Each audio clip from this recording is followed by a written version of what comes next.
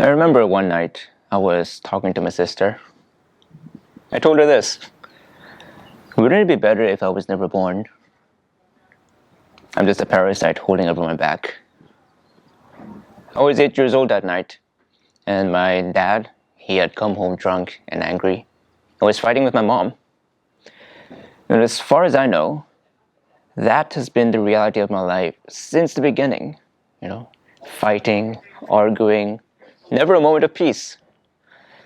And then around 10 years old, my family fell apart, broken, shattered. But little did I know, God was working to redeem that past. But it's a long story, so let's start. A few years later, my mom, she came to Christ. That is a beautiful testimony by itself. And after that, she had introduced me to Christ, and I began learning about Jesus in the Bible, and began going to a church, going to a local ministry, and going to fellowships. But see, during this time, I also started getting into computer games, because growing up, I didn't get that love, security, acceptance that a child normally gets in a family. And so I resorted to computer games to distract myself and to fill that void and emptiness inside of me. And so when I started learning about Jesus Christ, I started learning about this alternative life. That, Jesus, that life with Jesus is like the ultimate treasure. And that we are to store up treasures in heaven. And it is God's kingdom. You seek first the kingdom of God, and all these things will be added onto you. And so I heard these messages. And eventually, around 1 year later, or 2 years later, at age 15, I also gave my life to Christ and began my life and walk with Jesus. And at that point, I also started realizing that my computer games addiction, it was a real problem, and that needed to go away. Because at that point, it had taken the throne and centerpiece of my life, and I needed to lay that down so that Jesus may enter in my heart. And I did that. One day, I was like, I'm gonna get rid of it. And so I did. I took out all the wires, took the computer itself, brought it to my school, gave it to my teacher, and be like, just keep it. I don't want it anymore. And so effectively what I did was I took that computer game, yanked it out of my life, and it worked. But then here's the problem. Because I was addicted for so long, a lot of problems had already, let's say, developed. I didn't know how to study, I didn't know how to socialize with people. And that became a problem in secondary school when my studies began to be difficult.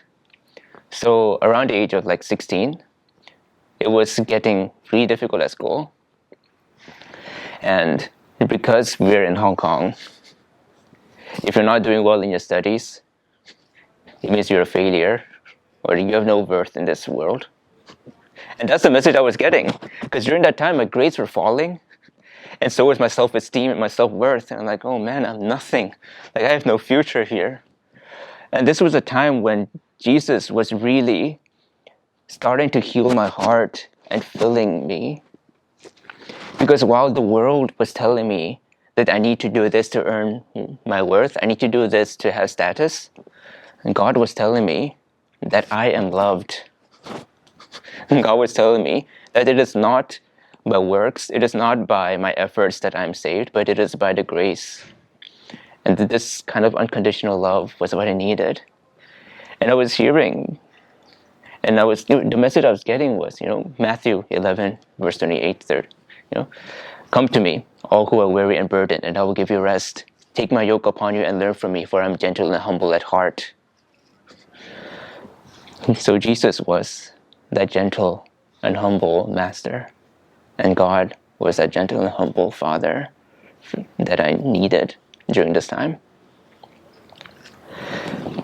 And eventually, because of that strengthened me, and by several in several instances of miracles, like God made a way for me to enter university. Now I'm in my final year at the University of Hong Kong, gonna graduate pretty soon. But at the same time, because I've experienced this love from God, God has also made a way for me to extend that love to my Father. And so because of these past several years with God, I've realized that I am also limited, broken, and I'm also sinful.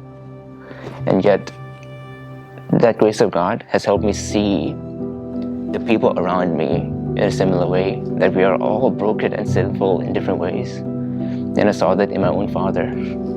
My dad, he's also a broken man, and he also needs grace and love. And that, over the years, has been the beginning of how I can see this relationship with my dad being healed. And that was only possible because of the love I've experienced from God. And I'm hopeful that there will be a future where things are better, and that God is always there at each step of the way.